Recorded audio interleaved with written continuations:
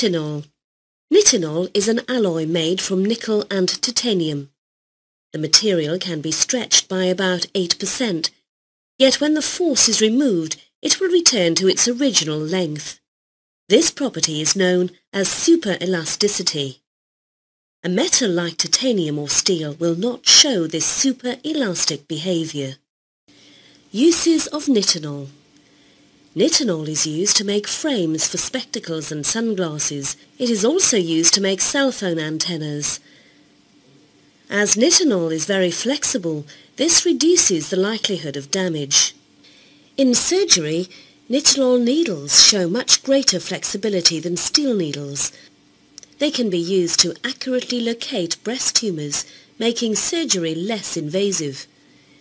Nitinol guides can be used to direct catheters through blood vessels more easily. Properties of Nitinol. Nitinol also has shape memory properties. The metal can be cooled and bent into a new shape. When the force is removed, this new shape is retained. If the alloy is then heated, the alloy returns to its original shape. It has remembered its original shape. Other uses of Nitinol. Stents are cylinders of Nitinol mesh used to repair collapsed arteries. The stents are compressed at low temperatures so that they will fit the constriction.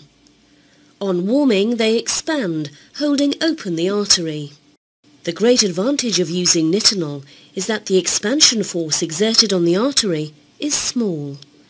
This reduces the likelihood of damaging the arteries.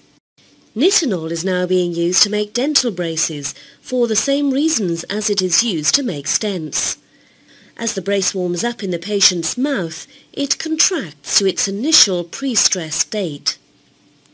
The brace exerts a constant low force over a long period of time.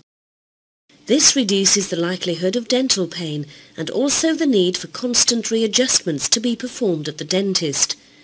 As conventional steel wires would expand on heating, the brace would need adjustment more regularly.